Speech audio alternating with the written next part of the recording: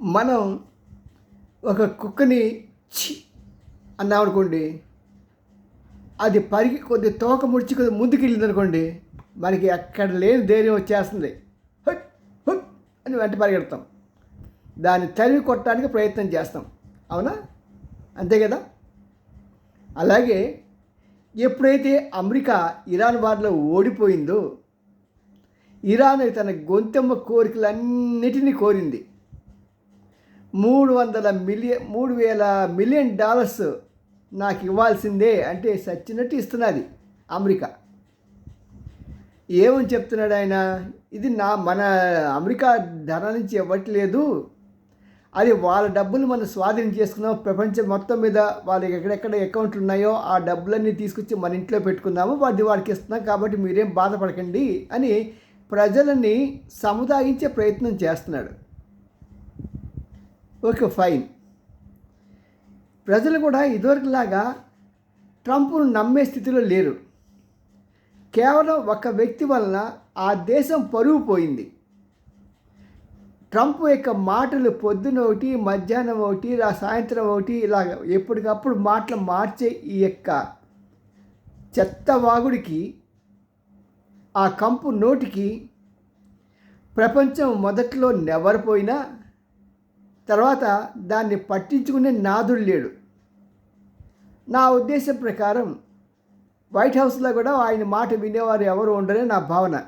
కనీసం కాఫీ నీళ్ళు అడిగినా ఇస్తారో లేదో నాకు తెలియదు. మరి అదే కనుక మా ఇండియన్స్ కనుక అక్కడ కాఫీ ఇచ్చే పొజిషన్లో ఉంటే మాత్రం సచ్చినేవారు నీకు ట్రంప్.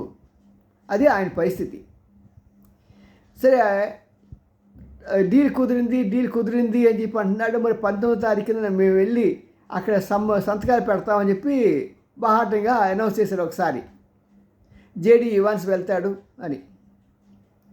మళ్ళీ మాట మార్చి ఇప్పుడు ఆ సంతకం దాన్ని పెడితే జేడీ ఇవాన్స్కి ఎక్కడ పేరు ప్రతిష్టలు వచ్చేస్తాయో అని చెప్పి మళ్ళీ అబ్బాయి జేడీ ఇవాన్స్ కాదు, నేనే వెళ్ళి సంతకం పెడతానంటాడు. ఇతనికి ఏంటి, అన్నిట్లో క్రెడిట్ కావాలి. ఈ యుద్ధం మొదలు పెట్టడానికి కూడా ఒకటే కారణం. ఇజ్రాయెల్ ప్రధాని ఫోన్ చేసి, అయ్యా ట్రంపు, వాళ్ళ చక్కగా అందరు 40 మంది అక్కడ కూర్చొని మాట్లాడుకుంటున్నారు, వాళ్ళని వేసేస్తాను నేను అంటే ఈయన చక్కగా కలర్ చేసి, ఓ అవునా, నిజమా, ఫైన్, వేసేయి అని చెప్పాల్సింది. కానీ ఆ క్రెడిట్ మొత్తం కూడా ఎక్కడ ఇజ్రాయెల్కి, బెంజమిన్కి, నెతన్యాహుకి వస్తుందో అని చెప్పి ఆతృతతో అతను కూడా ఉండు నేను వస్తున్నాను, మన ఇద్దరు షేర్ చేసుకుందాం ఈ క్రెడిట్ని అని చెప్పి ఇతను కూడా యుద్ధంలోకి దిగిపోయాడు. అనాలోచితంగా అందరూ పాపం మన ఇజ్రాయెల్ని ఆడిపోసుకుంటారు. ఇజ్రాయెల్ దింపింది అని. ఆలోచించి మాట్లాడండి మాస్టారు. ఇజ్రాయెల్ దింపడం కాదు, అతనికి పొగడ్తల మీద, క్రెడిట్ మీద ఉండేటువంటి ఆశ అలాగా ఆ యుద్ధంలో దించింది. ఇప్పుడు సుమారు $400 బిలియన్ నష్టపోయి, అఫీషియల్ ఫిగర్, నా ఉద్దేశ ప్రకారం $1000 బిలియన్ పైనే నష్టపోయింది అమెరికా. ఏం సాధించారే అంటే చెప్పడానికి ఏదీ లేదు, ఏమీ చెప్పుకోలేడు. అయ్యో నేను ఇది సాధించాను ఏం చెప్తాడు? నేను చూసారా అక్కడ వాళ్ళు మూసేసిన దాన్ని నేను ఓపెన్ చేశానంటాడు హర్మోస్ సంధిని.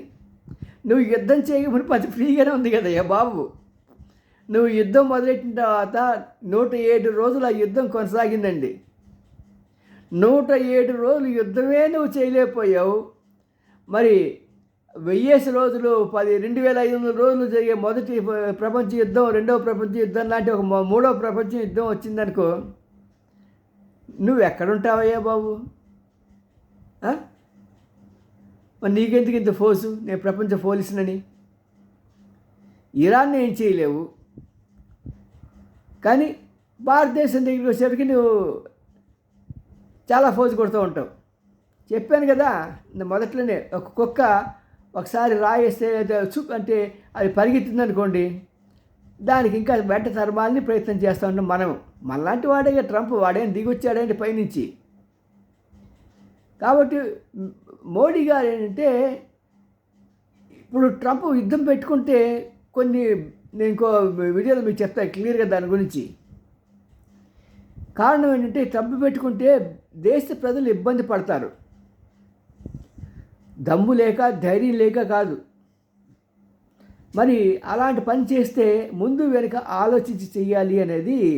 అందులో ఎదుగుతున్న దేశాన్ని ఎదగకుండా చేయాలని ఒక పక్క చైనా, మరొక పక్క అమెరికా, ఇక్కడ పాకిస్తాను, టర్కీ, ఇంటి నిండా చుట్టాలే, ఊరు నిండా చుట్టాలే. ఎదుగుతున్న వాడికి అందరూ శత్రువులే, ఎదిగిన తర్వాత అందరూ మిత్రులు. చూడండి, ఎవరైతే పైకి వస్తున్న స్టేజ్లో అందరూ కూడా ఒక్కొక్క రాయి వేసి ఎవరూ సహాయం చేయరు. అలాగే ఇక్కడ కూడా పరిస్థితి అలాగే ఉంది. మరి ఈ ఇరాన్ యుద్ధంలో అమెరికా ఓడిపోయింది అని ఇరాన్ చెప్తూ ఉంటే, కానీ ఇక్కడ ఇరాన్ని నేను అప్రిషియేట్ చేసే విషయం అంటే వాళ్ళు సంబరాలు జరుపుకోవట్లా. అది యాక్చువల్గా ఇది అంబరాని అంటే సంబరాలు జరుపుకోవాల్సిన సమయం ఇది ఇరాన్కి. కానీ వాళ్ళకి నేను పిచ్చి ముంటావాడికి వీటితో వీళ్ళు రెచ్చగొట్టామంటే మళ్ళీ ఏదో బాంబు వేస్తాడు, ఎందుకు వచ్చింది గొడవ అని చెప్పి వాళ్ళు ఊరుకున్నారు. కానీ పక్కన చైనా, టర్కీ వాళ్ళు మాత్రం వాళ్ళ దేశాల్లో మాత్రం చక్కగా బ్రహ్మాండంగా ఉత్సవాలు జరుపుకుంటూ మనం భాయ్ అంటున్నారు. ఇప్పుడు మనటి వరకు ఇప్పటికీ కూడా పాకిస్తాన్ తన సైన్యాన్ని, తన రాఫెల్ యుద్ధ విమానాన్ని తీసుకెళ్ళి సౌదీ అరేబియాలో పెట్టింది. సౌదీ అరేబియాకి ఇరాన్కి పడదు. ఇరాన్కి వార్నింగ్ ఇచ్చింది, నువ్వు కనుక హద్దులో లేకపోతే జాగ్రత్త సుమా, నేను సౌదీ అరేబియాకి ఉన్నాను, నేను అణుబాంబులుగా శక్తిగల దేశాన్ని అని బెదిరించింది కూడా.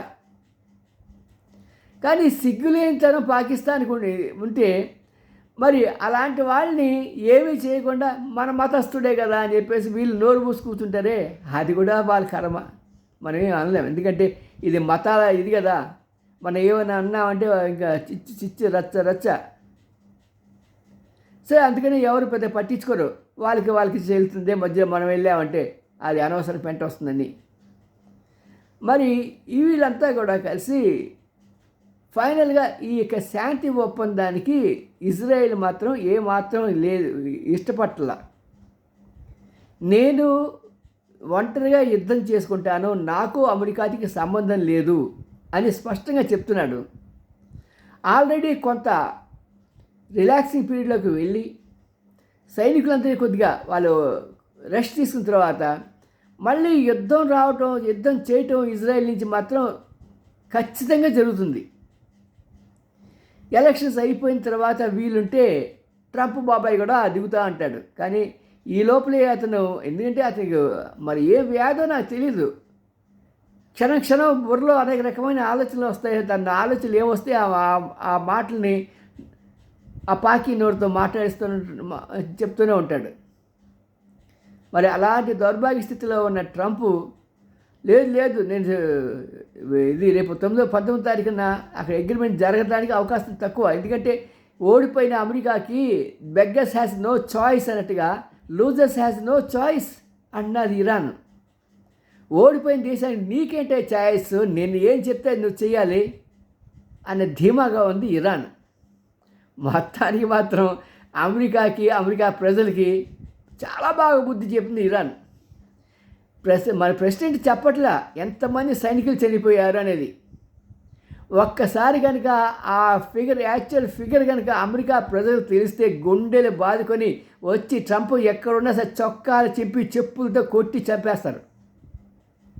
ట్రంప్ ఇది ఎంతకాలం దాస్తావో తెలియదు, కానీ అది ఆ వార్త ఆ సత్యం కనుక బయటకు వస్తే మాత్రం ప్రజలు ఉగ్ర నరసింహులు అవుతారు. జాగ్రత్త సుమా, నువ్వు బయట దేశాల్లో ఎలాగా ఆడుకుంటున్నావో జంజీ అని, ఆ జంజీ నీ దేశంలోనే చూస్తావు త్వరలోనే. జాగ్రత్త, బాయ్.